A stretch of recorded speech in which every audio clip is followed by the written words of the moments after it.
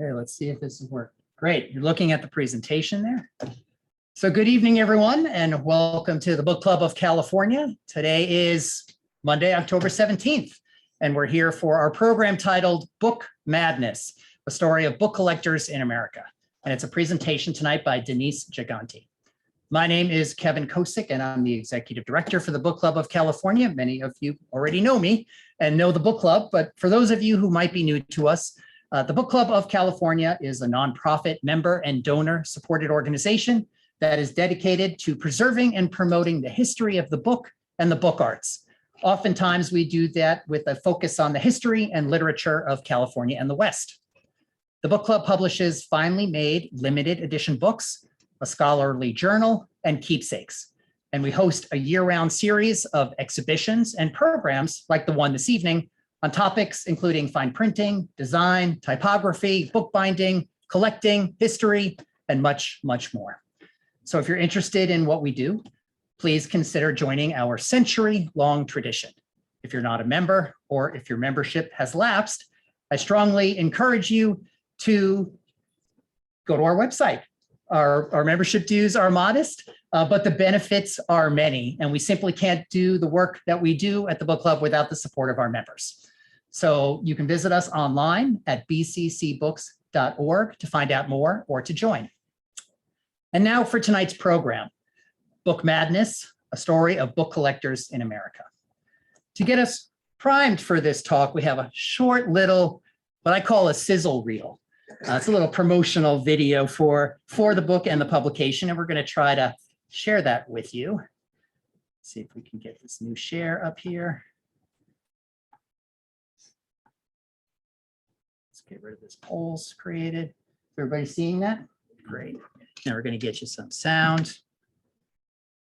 We're going to see if this works.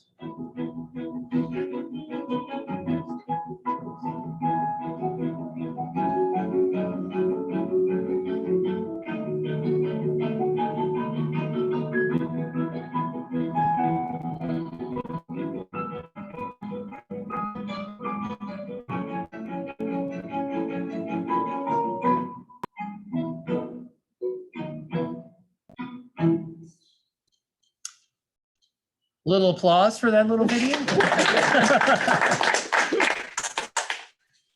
Great. So now we'll come back to our presentation. So as you saw in that little video, Book Madness tells the story of Charles Lamb's library, a heap of 60 scruffy old books singed with smoke, soaked with gin, my favorite part, sprinkled with crumbs, stripped of illustrations, and bescribbled by the essayist and his literary friends. That caused a sensation when it sold in New York in 1848. The transatlantic book world watched as the relics of a man revered as the patron saint of book collectors were dispersed. It's a human tale of loss, obsession, and spiritual survival. The book reveals the magical power behind books, the power that can bring people together.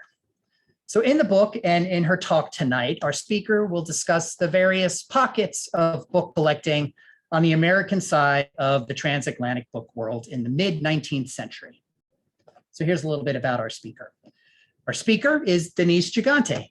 She is the Sadie Durham Professor of Humanities at Stanford University, where she has been teaching English for 22 years. She is the author of 6 books, the last one before this one being The Keats Brothers, the story of John and George, published in 2011. She's currently completing The Mental Traveler, a Blakean pilgrimage through medieval and Renaissance iconography. That's due to be published by Oxford University Press as the result of her 4 Clarendon lectures in English at Oxford in 2019. She's also editing the Cambridge History of the British Essay. Again, tonight she's going to be talking about Book Madness, a story of book collectors in America, which was made possible by a John Simon Guggenheim Memorial Foundation Fellowship, a Reese Fellowship for American Bibliography and the History of the Book in the Americas from the Bibliographical Society of America, and a Malcolm and Mildred Freeberg Research Fellowship from the Massachusetts Historical Society. So please welcome to the podium our speaker tonight, Denise Gigante.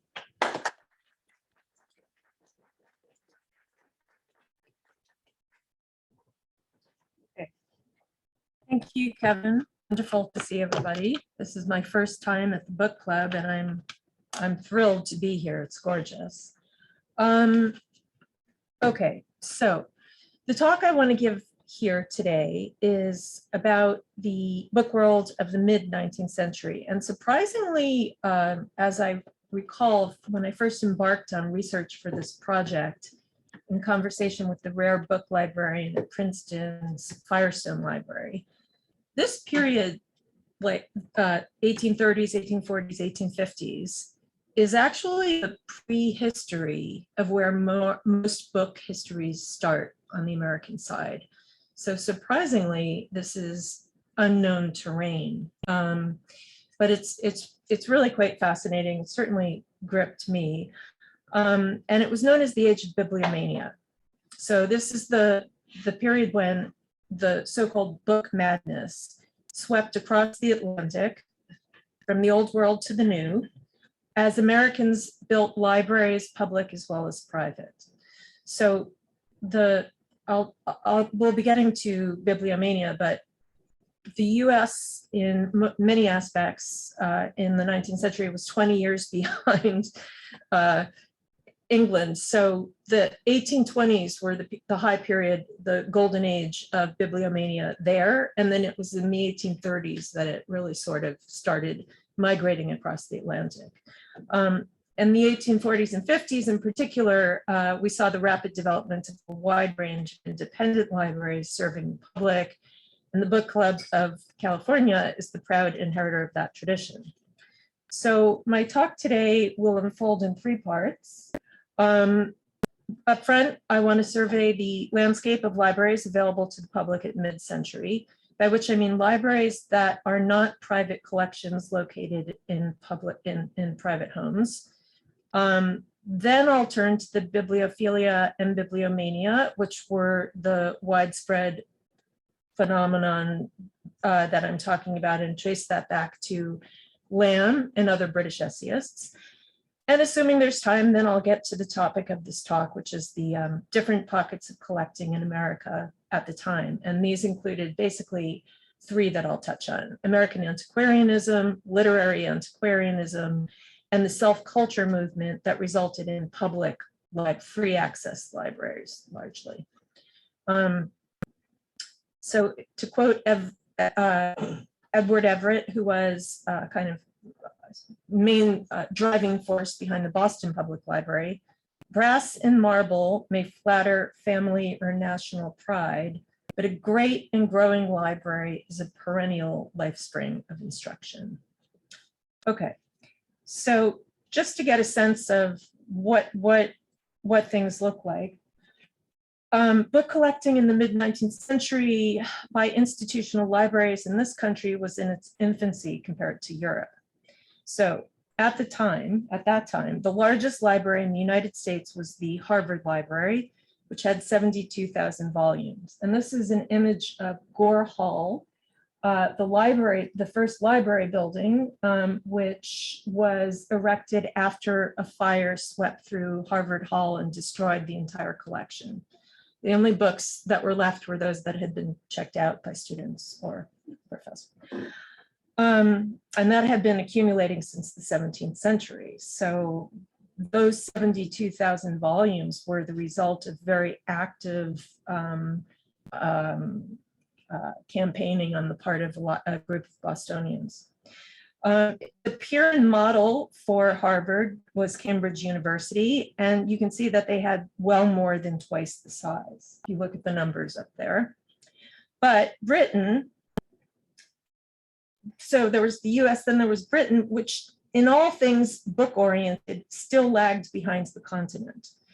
So the University of Göttingen, where a lot of the Harvard professors got their PhD training, was 5 times the size of Harvard's library, and it had 36,000 volumes. And that was the model for the Astor Library, which later became the New York Public Library.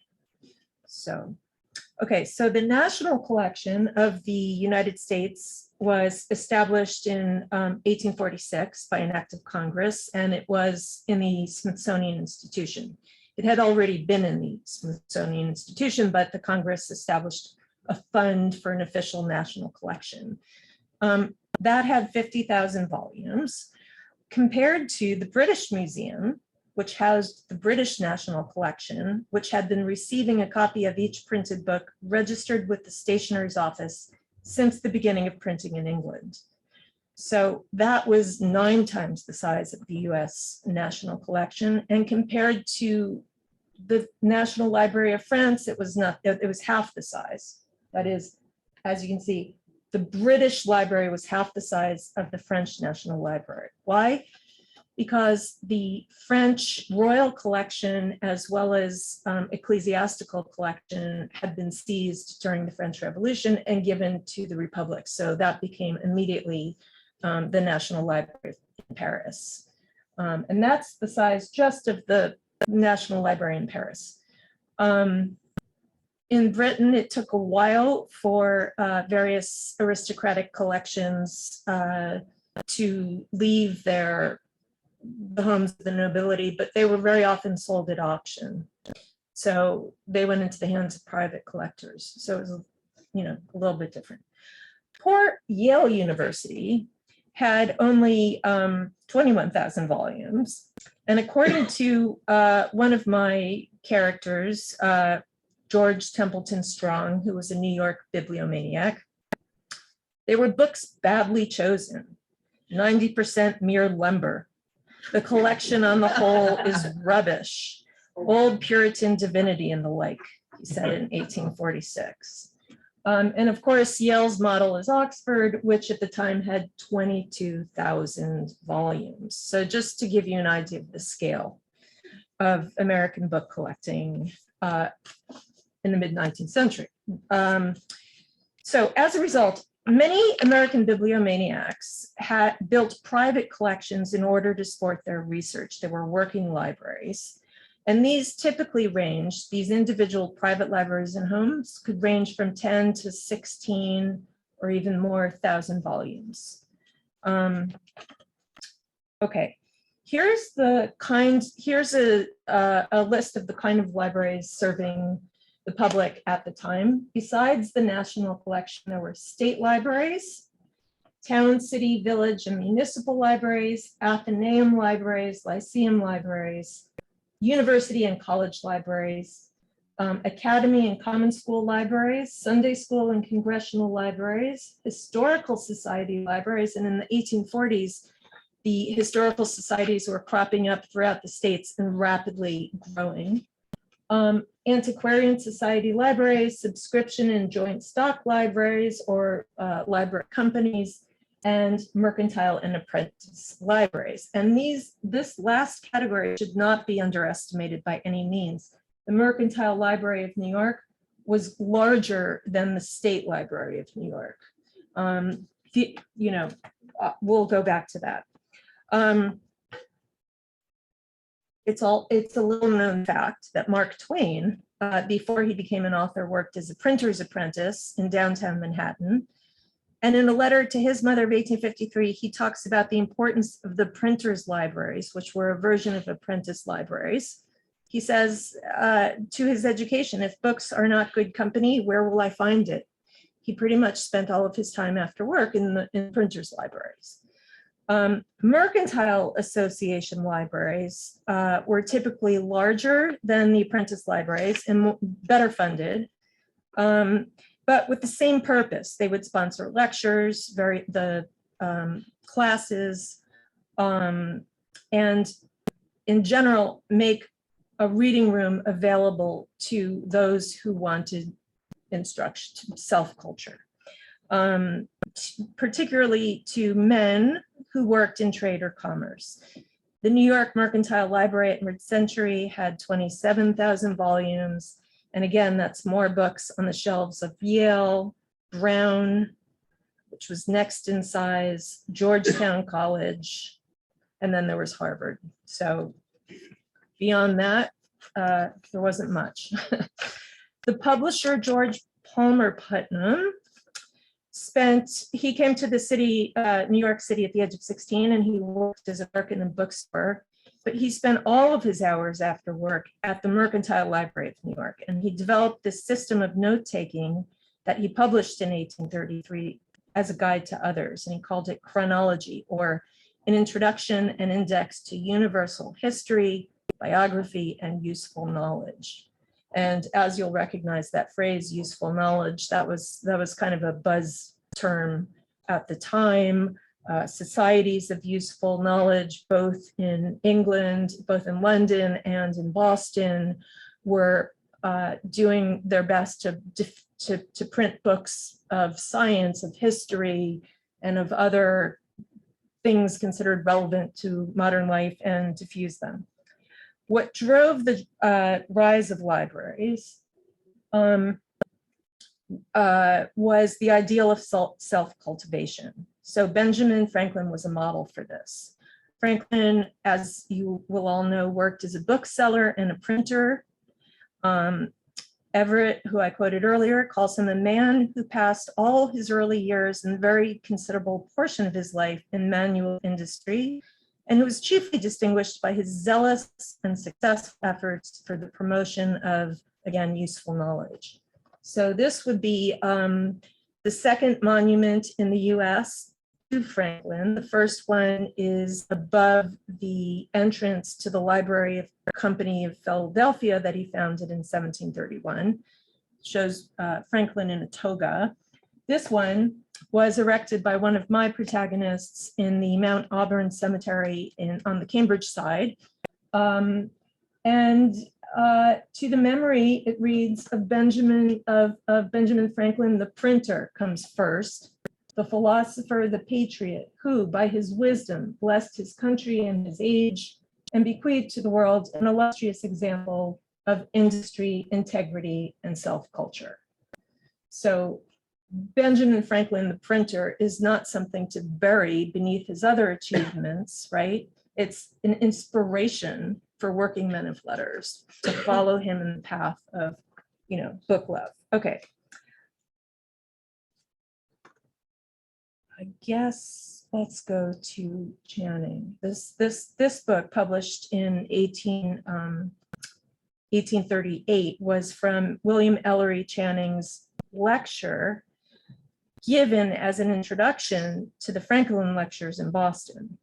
And this did very much to popularize the idea of self-culture, driving, again, the building of institutional libraries that gave the middle classes access to books. Here's another Boston bibliomaniac, George Livermore, who is in my book. In a letter written 4 years before Channing's lecture, he says to his younger brother, "No minute should be lost in the after." No, he says, "Improve every minute, but do not consider time lost if spent in profitable conversation, or even sometimes in silence. There are other ways of improving the mind than reading books. Read men, read the volume of nature, read everything you see, but when you take a printed volume, bestow on it your whole attention and read it through before you commence anything else." So, this idea of self-culture in America in the 1830s and 40s traces well back to Enlightenment Europe and this idea of self-improvement. Livermore himself was a member of the Harvard Library Committee, and he was also a major force in expanding the collection of the Boston Athenaeum to 60,000 volumes at mid-century, which surpassed, again, the Library of Congress and put it on a par with Franklin's Library in Philadelphia. Both of those libraries, the Library Company of Philadelphia and the Boston Athenaeum,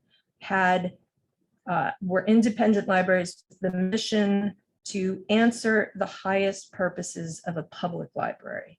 So they were private, but they had a public mission.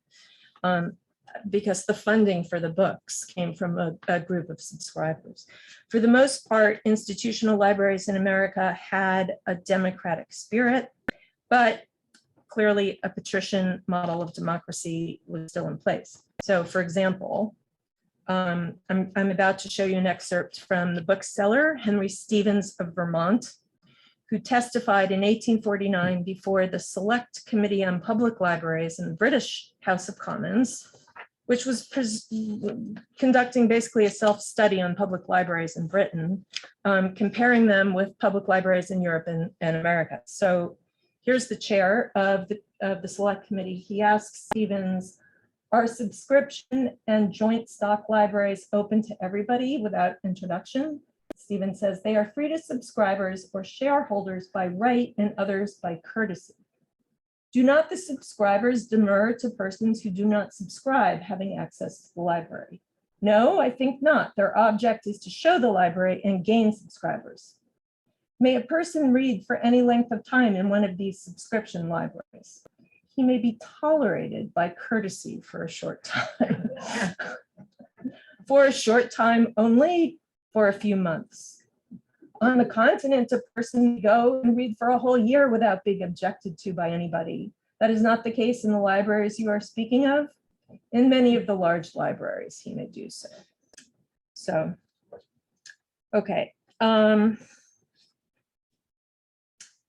So I would say that other forces behind the multiplication of libraries in America at mid-century were the ideals of civic responsibility, philanthropy, and culture based on European classical models. And you can see this in the architecture of the libraries. So this is the reading room of the British Museum, which I will mention was under the supervision of Antonio Panizzi,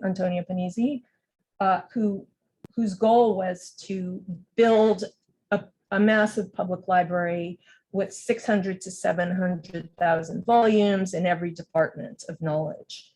Now, the Boston Athenaeum on the left, right, is the one that we were talking about, but again, it's this classical ideal. This is the new building that opened in 1849 on the Boston Common. It had 3 levels, a sculpture garden on one, a library on one, and a painting gallery on the other. So it was this ideal of holistic culture. And then the Boston Public Library, which didn't open for another couple of decades later, but again, you can see the architecture reflecting this idea of grandeur, right? And I'll quote Mellon Chamberlain, who was the first librarian of the Boston Public Library. A great library, he says, the assembled souls of all that men held wise, is the sum of all literature. It is more, for neither its mass nor its power is to be measured by counting its volumes. It is an organism in which every part augments the vigor of every other part and of the whole. It has absorbed famous collections around which cluster the memories of illustrious men who through their aid have enriched literature or extended the domain of science. Okay. The oldest library on the West Coast is the Mechanics Institute Library, so a version of the apprentice library, although it was founded for unemployed gold diggers in 1854. And I understand from a colleague, it's still an excellent place to work. So again, just to go back to this chanting in self-culture, God be thanked for books. This is a quotation that the various society, mechanic, mercantile libraries loved. They are the voices of the distant and the dead and make us heirs of the spiritual life of past ages. Books are the true levelers, right? And you can see the legacy of this all the way through 70s, 80s. I don't think we still sort of have it, but this idea of meritocracy. If you have access to books and education, the world is your oyster, right? Okay, so now I'm going to turn to Bibliophilia and Bibliomania as a practice, a transatlantic practice. And I will point out that the English Romantic essayists during the height of the British Bibliomania were prime movers of a literary turn in bibliographical writing that still persists today. And that is bibliography in its widest sense as writing about books, often in the context of personal experience. So Charles Lamb was probably the best beloved of all the bibliophiles in the United States. He was a bibliophile who wrote about his books, and his essays became models for American bibliophiles and collectors who dubbed him the patron saint of book collectors. And if you look at the covers of auction sale catalogs from the 19th century, from 1850 onward, it doesn't matter how many treasures, bibliographical treasures are in the catalogs, and some of them are very thick books. Charles Lamb, if he's in there, if any of his books are in there, he's on the cover. It's an interesting phenomenon. The sentimental value or the associational value of Lamb's books trumped the Trump value, now that I use that word, of the marketplace. So Lamb called his old folios his midnight darlings, and his friend Leigh Hunt recalled how natural it was in Charles Lamb to give a kiss to an old folio. Many Americans related to the idea that books can serve as friends and companions as well as instructors and guides. Walter Pater called Lamb a true collector who delighted in the personal finding of a thing, in the color an old book or print gets for him by the little accidents which attest previous ownership. The essays that Lamb wrote in the voice of Elia, his pseudonym, make those preferences known to us. And perhaps the best loved of all his essays was Detached Thoughts on Books and Reading. These are some of the bibliographical essays that were best known at the time in the transatlantic book world that gave a kind of map for imagining oneself as a kind of a person living literary history. Some better known than others, but as I suggested, they were models for bibliographical writing as a belletristic practice of journalistic book writing about books and the association books make possible. So here's Leigh Hunt. If there be one word in our language beyond all others teeming with delightful associations, books is that word. And the emphasis, yes, books is the emphasis, but really here the emphasis is associations. Another quotation I like from Hunt is he liked old books, right? Not the novels of the circulating libraries. And he says, old, like books, is a fine word to repeat. So he used those a lot, old books. So in his essay on reading old books, Hazlitt also gives lyric expression to the pleasures of reading. He says that when reading an old book, and I quote this in length because it's really worth remembering this passage if you've already seen it or if you don't know it. Not only, he says, when you read an old book, are the old ideas of the contents of the work brought back to my mind in all their vividness, but the old associations of the faces and persons of those I then knew as they were in their lifetime, the place where I sat to read the volume, the day when I got it, the feeling of the air, the fields, the sky, return, and all my early impressions with them. This is better to me, those places, those times, those persons, and those feelings that come across me as I retrace the story and devour the page are to me better far than the wet sheets of the last new novels. I not only have the pleasure of imagination and of a critical relish of the work, but the pleasures of memory added to it. It recalls the same feelings and associations which I had in first reading it, and which I can never have again in any other way.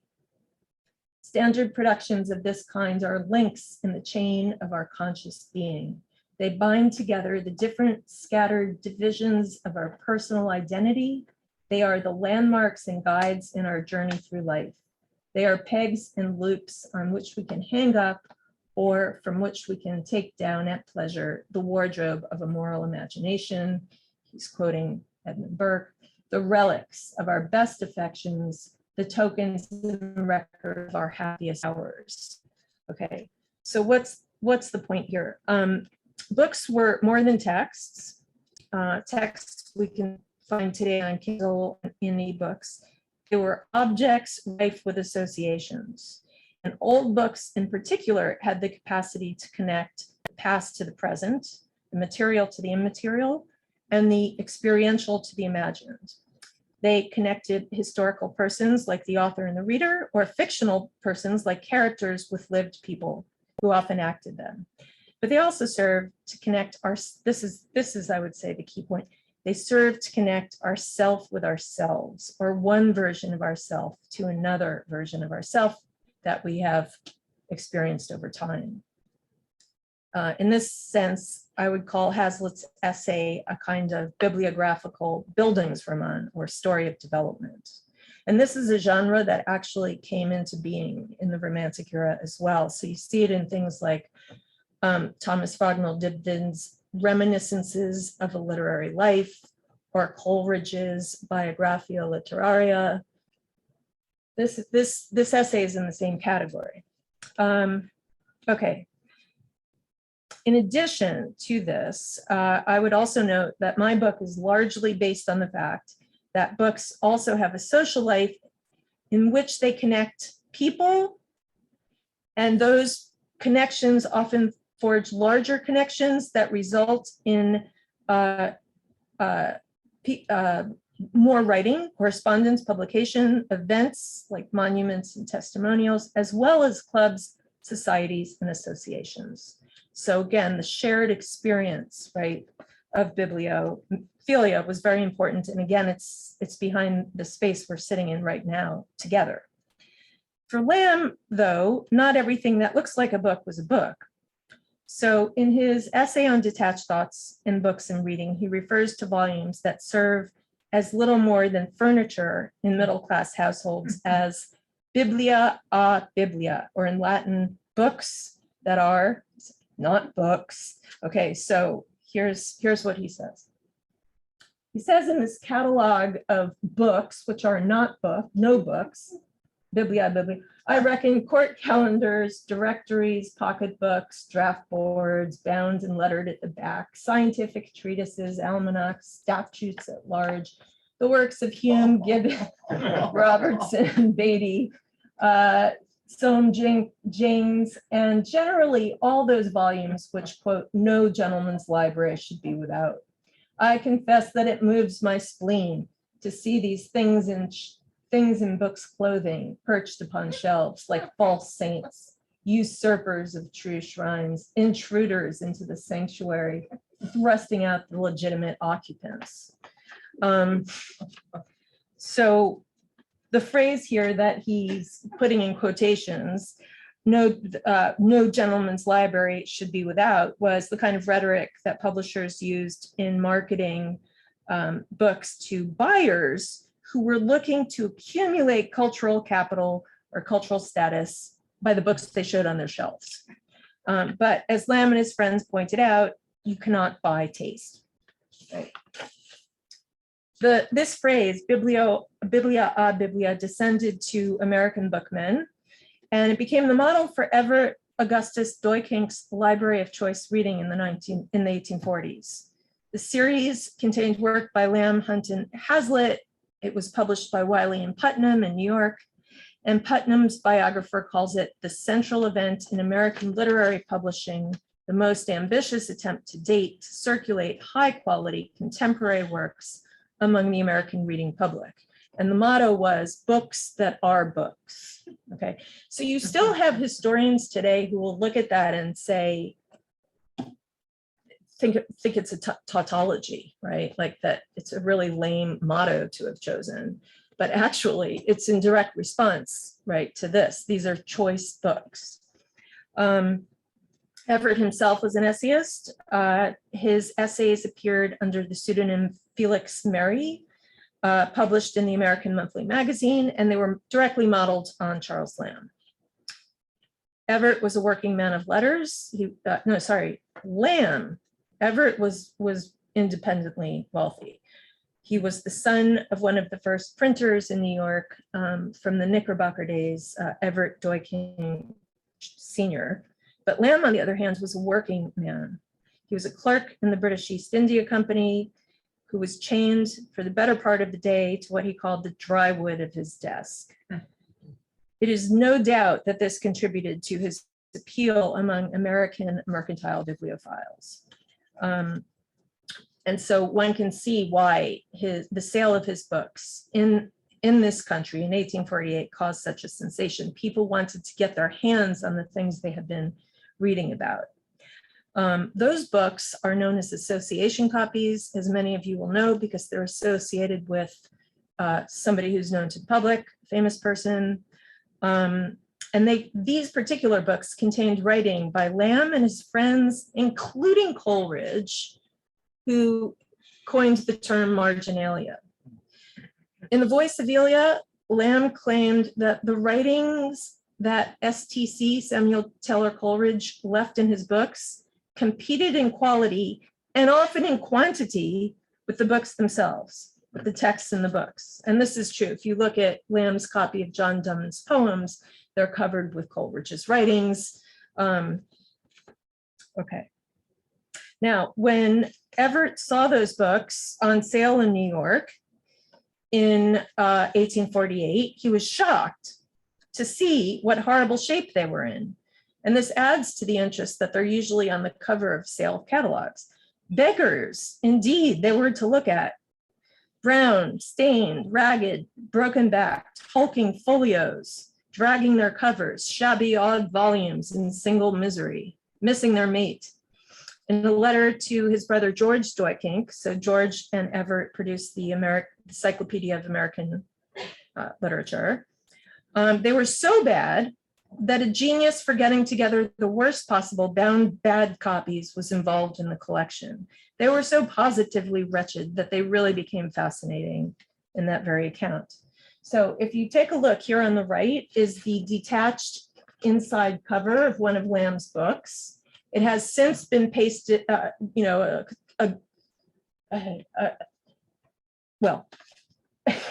this is William Thomas Hildrepose book plate. He was a publisher from Cincinnati and also the head of the American Book Company. And you can see the status this ragged old book has achieved, right?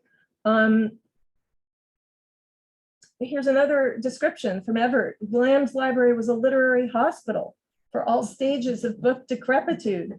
Yet there was virtue in the very least of these old books, since, as I actually heard a grocer remark on his first sight of them, Elia has actually had this book in his hands, right? So I don't know that that's why Lamb purchased them. I had a colleague who was a bibliomaniac who would purchase decrepit books in order to help them. But rebinding a book does not always improve its value. Certainly it detracts from its sentimental value. So this would be another one of Lamb's books that was sold in America. And whereas Hoe knew enough not to rebind the book, if anything, you create a book box for it. Here we have Ogden Golit, who was a yachtsman and he had a mansion on Fifth Avenue, New York, and he rebound the book. This is Cleveland's Poems, and this is Cleveland's Poems, two different editions.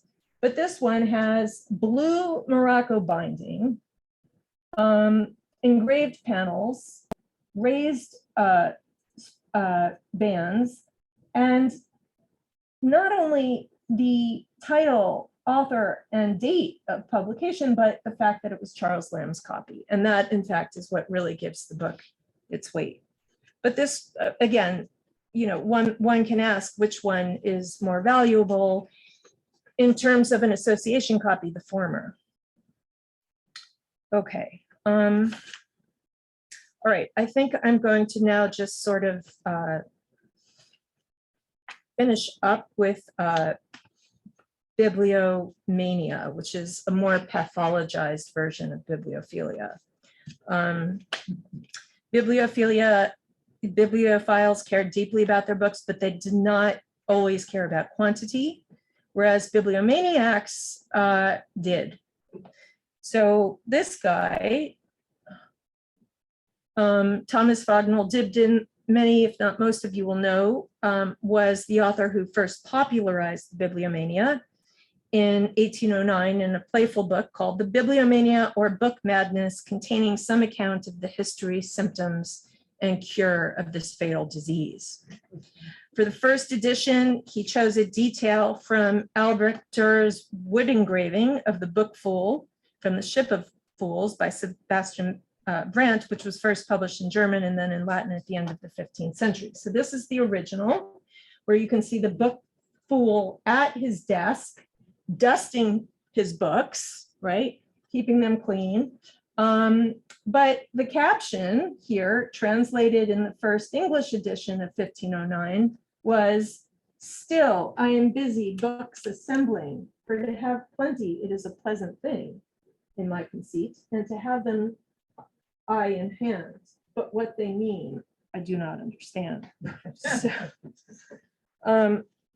So the book Fool is a type dating back to classical antiquity, who was more interested in the material qualities of their books than their contents. Dibdin's credit line is even more playful because he attributes this not to the author, who is Sebastian Brandt, nor to the translator, which was Robert Barclay, but rather to the printer, John Pinson's Ship of Fools, 1509 edition, and he puts it in black letter, right, which was the kind of type in early English printed books, to suggest, right, that he himself suffers from the same disease because he cares more about the edition and the printer than he does about the author. Okay. This guy, how many of you know Richard Heber? Okay, so Richard Heber was the bibliomaniac, the herb bibliomaniac, we might call him the bibliomaniac par excellence.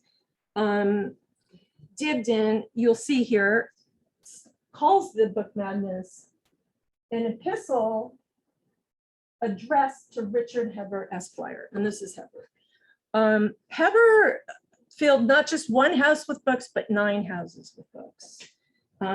So his ancestral inheritance in Shropshire, a townhouse in London, and then 7 houses throughout the continent where he went on book buying exhibitions.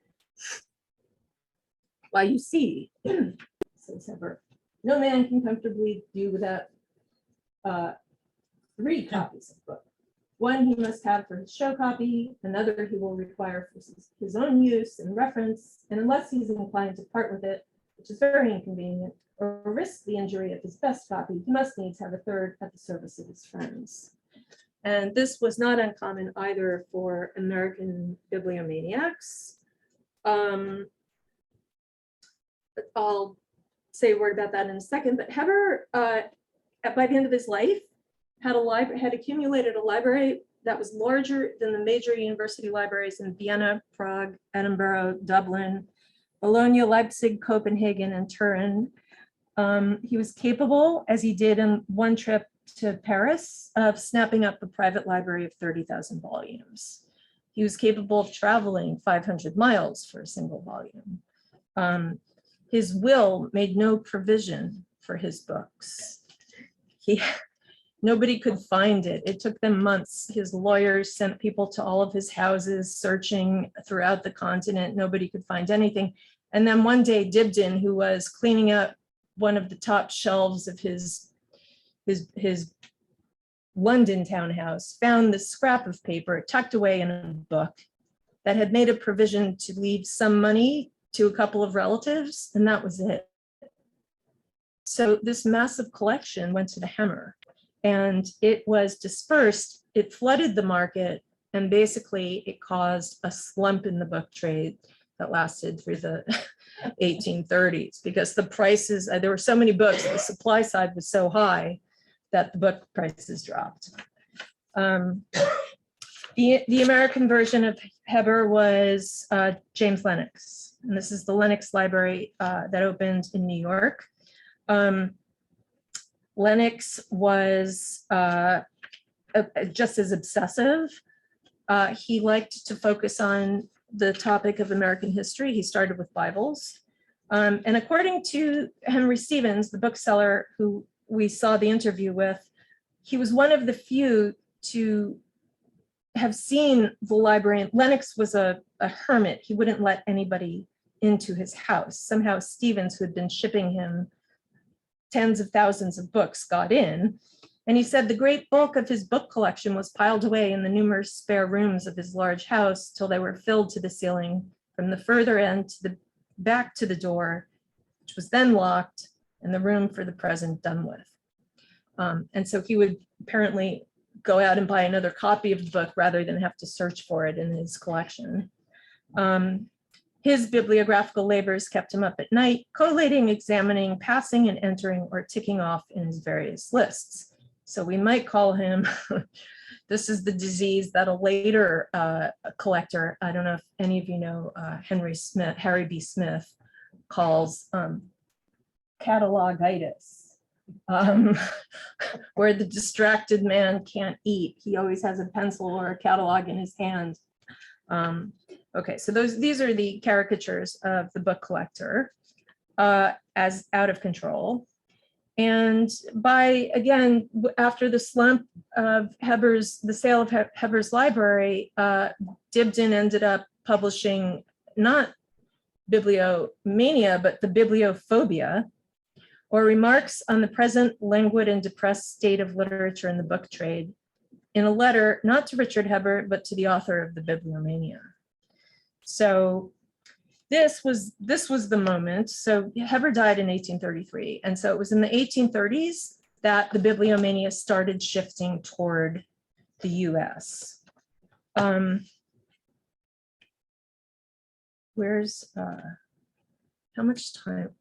much time have I used? Do you know? You can speak for a little longer. Sure. Another 5-10 minutes. Is that okay? You're Depends. at the top of the hour. Depends on my audience. Are you guys? Yeah. Yeah. You're at the top of the hour. You can do Okay. another 10 minutes. All right, fine. Okay, so I just want to say that as this craze, came to the US and really heated up in the 1840s, one can identify different kinds of collectors. And so the first one were the what I call the American antiquarians. These were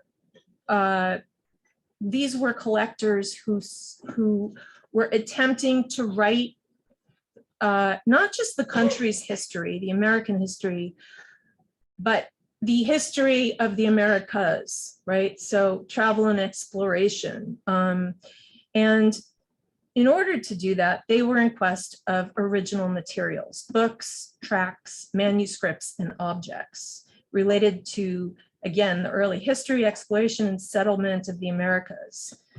Collecting these materials required building a knowledge and often library of bibliography, so that they could produce their own books, tracts, and manuscripts.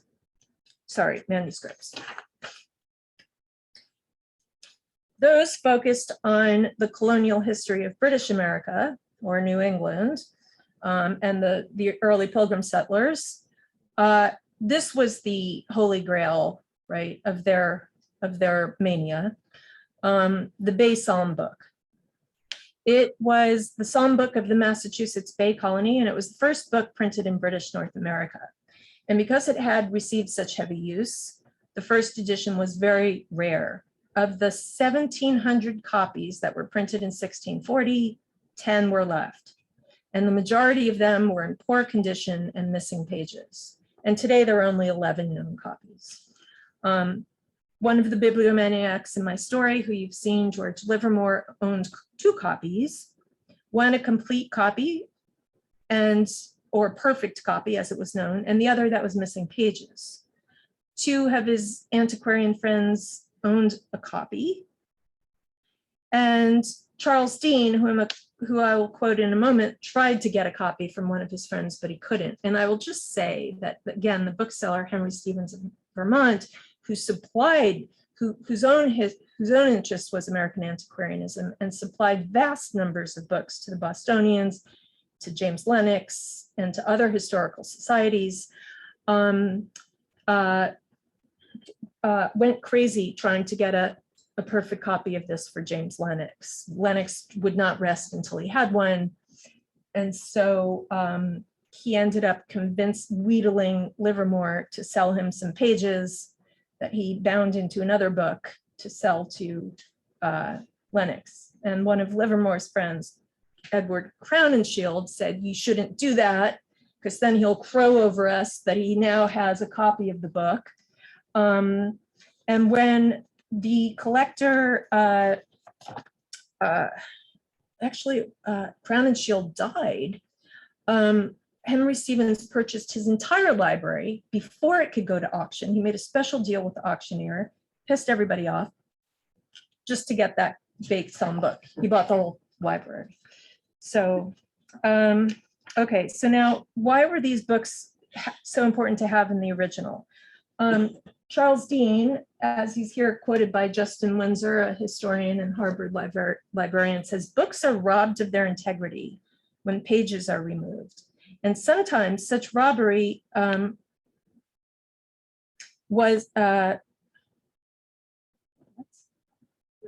person, books not familiar with persons not familiar with investigations of this nature, so historical study, are not aware of the amount of labor involved, massive documents to be collected, read, and digested, depositions, newspapers, old half-effaced records. From these to sift out the evidence, arrange it, and bring order out of chaos. All of this is no ordinary labor." So bibliography came first in the study of history for antiquarians. That wasn't always the case for historians, such as Harvard historians, but for antiquarians, it was. Books, again, this is Dean, this is where I was earlier suggesting that books, you can't trust a book, right, that you know has been tampered with. Maybe the map isn't correct, right? Maybe it's missing a crucial picture. Anything is possible. And he says this is an evil greatly to be deplored, for historical investigation is often thwarted by the existence of such books. Okay, so if for American antiquarians, the original in its untouched form was crucial, for literary historians, that was not at all the case. So Bardomania came to America, as well as Biblio Mania, and Bardomaniacs were collectors of Shakespeare, and they collected not just old books, editions of Shakespeare, etc., but all sorts of relics made out of every possible thing that might have come from Shakespeare's home. Yeah. And again, you consider it a kind of pathologized version of bardolatry, which was made famous by the British actor David Garrick in the 18th century. So this mulberry tea caddy, which is at the Folger Shakespeare Library now, was allegedly made from the mulberry tree from Shakespeare's garden in Stratford upon Avon. It was just one of the many relics made from that tree. It was a very, very prolific tree. And here you can see, this is just half of it, because on the inside, each panel, this is all symbolic language. There are mulberries. Shakespeare's coat of arms is on the cover. We have his portrait here, and et cetera, et cetera. There was a whole visual language associated with this.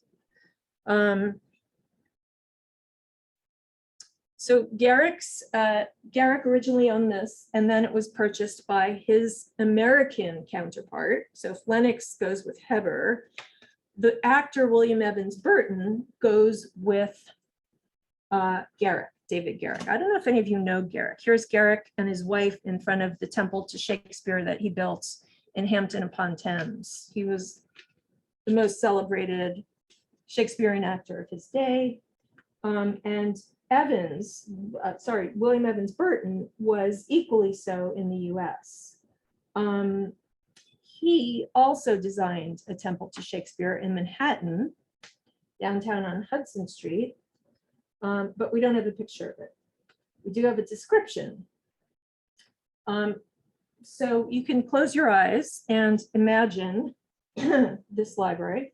On the third floor above the reading room, groined rafters rose from each angle of an octagonal room to an enormous dome of stained glass.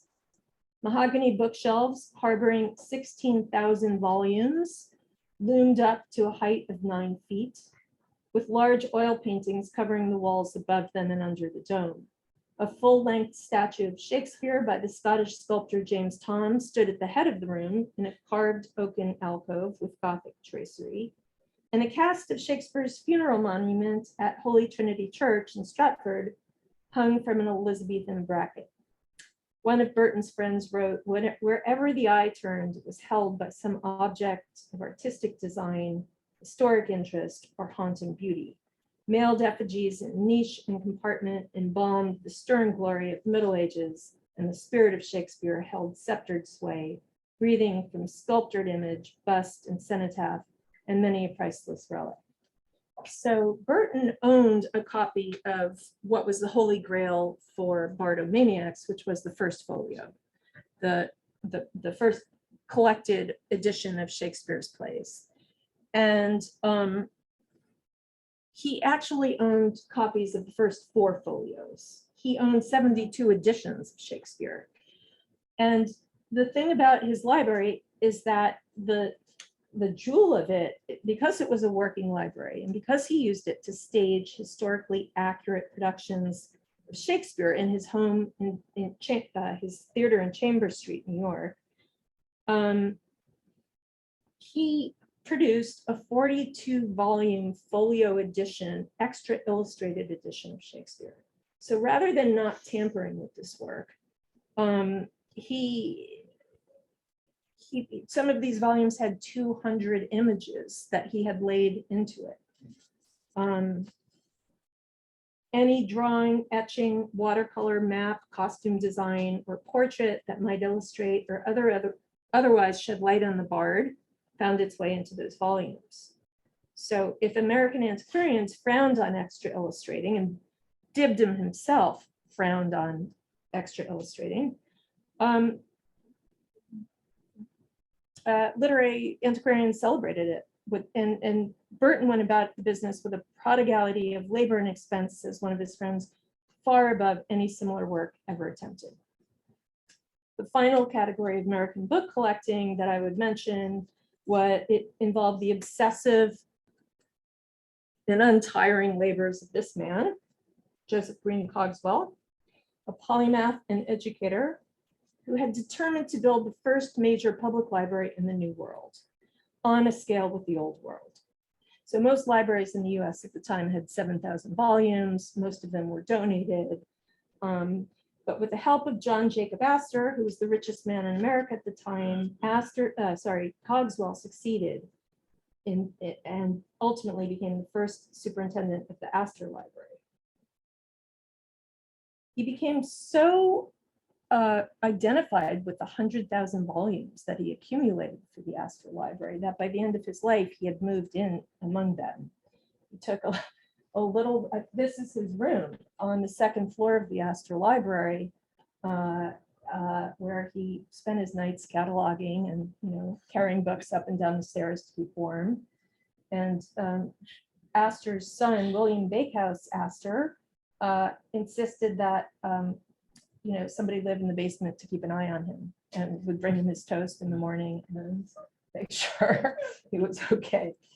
But basically, of those 10,000, between 90 and 100,000 volumes when the library opened, he had single-handedly tracked them down, purchased them or bargained for them, shipped them, cataloged them, recatalogued them, and shelved them. He didn't shelve all the books, but he shelved a good majority of them. So you can see the act of devotion to what was seen as a project of education. Cogswell believed also, like Merlin Chamberlain, who I quoted, that a great public library has to do more than house a random collection of cast-offs. It has to be an organism with a system. It has to make sense. So in conclusion, let's see. Oh, yeah, one last quote and then my concluding statement. So of the public libraries that were around, we have Luther Farnham at mid-century saying, to look at many of the volumes that are to be found in our public libraries, one would think that those who buy a figure of speech are called donors ought to pay for their storage, particularly where they mar the appearance of very nice library halls. Okay, so in Boston, this is the Astor Library. Again, founded on classical models. There was a kind of Byzantine hall in the middle and a giant dome at the top of the reading room. This is the Boston Public Library, which opened in 1870, but it was inspired by Cogswell, and it was established by an act of state legislature in 1848. Took a very long time to do this. And yeah, and so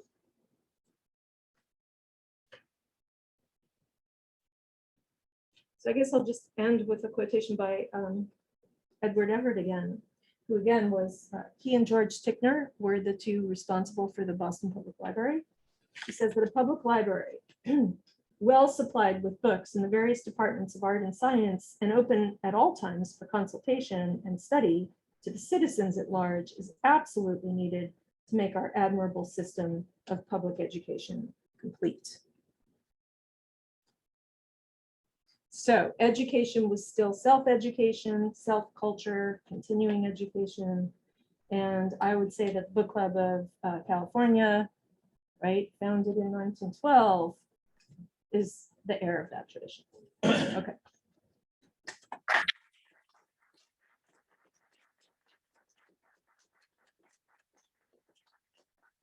Well, you have time for a few questions Yeah, still. So absolutely. if you'd be interested in taking some questions, let's start here. Yeah, thank you for your presentation, Denise. It was wonderful.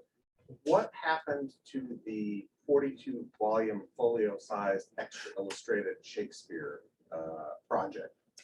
It was the only thing that wasn't cataloged by Scribner and that didn't go up for auction.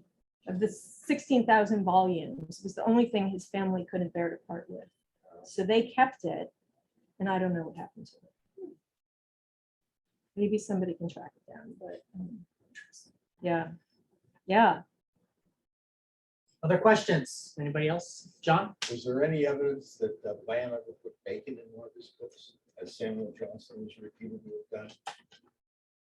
Do you mean bacon the food or bacon? Oh, yeah. Johnson put bacon as a bookmarks in his folios. That It's is well known. Boswell records it. as bookmarks. Yeah. Yeah. Yeah, I've heard that also.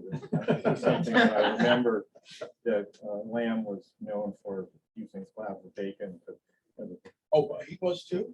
Yeah. So that's something I Right haven't shape. heard. So I would be curious about the reference. That might just be a kind of Well, it may be a robbery legend. of this legend. But I do know that Lamb did not shy away from the fact that he, dribbled cheese onto his book and spilled wine onto his book or punch and etc. He says, he says to Coleridge, if you see a bit of kind of cheese, was it Gloucester, I guess, blackened in the candle, pay good attention to that place in the text.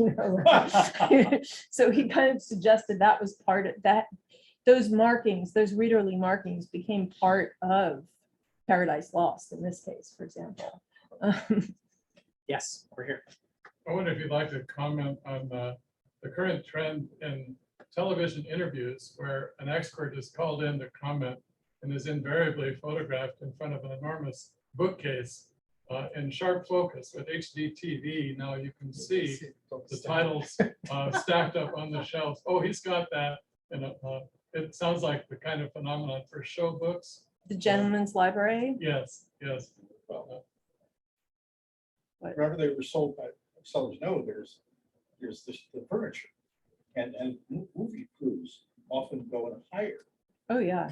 It's all very common. Yeah. Set dresses. So a later bibliomaniac writes an essay about going into one of these homes and while the, the owner or the person he was visiting was in another room, crept over to the bookshelf, he couldn't help himself, right? And attempted to pull it down one of the books, and they were just, I don't know what they were leather. They weren't books, they were painted or, yeah. And he then goes on to describe his disappointment. I don't know. I mean, I don't know if is that done by publishers to advertise or? Oh, no, I think they're genuine books. But they're very erudite people, of course. And I don't know how, I mean, they may vary. I think in you're how right. I think it's assiduous they are in it's the s- stacking up the impressive books. yeah, it's the same thing. It's, it's the cultural status of, and I would say that, the idea of these standard editions, with nice bindings. I mean, that actually in the US began with George Palmer Putnam, who published the first standard edition of Irving, Washington Irving, and in stereotype, etc., illustrated. You get all the time true bibliophiles and bibliomaniacs going to auctions and sort of sneering at the people who are there to buy illustrated books or fancy books or books that they knew nothing about. There was a huge difference between auctions in Britain and auctions in the US. Auctions in Britain tended to be for professional bookmen. They were like small, quiet affairs where everybody knew about the books. In the US, catalogs were totally different. They weren't just a listing of, author, title, number of volumes, size of the book, and price. They were full of advertising.